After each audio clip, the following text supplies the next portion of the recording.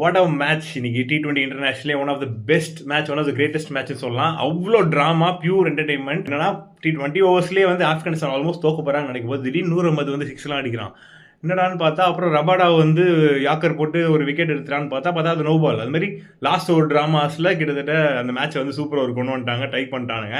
சரி டைப் பண்ணிட்டு அப்புறம் பார்த்தா ஃபரூக்கி செம்மையாக போட்டுட்டு இருந்தான் கடைசி வரைக்கும். ஒரு பால் 7 ரன் அடிச்சா வின்னு, ஸ்டப்ஸுக்கு லோ ஃபுல் டாஸ் மாடிச்சு, 6 அடிச்சு சூப்பர் ஓவர்லையும் டை ஆயிடுச்சு.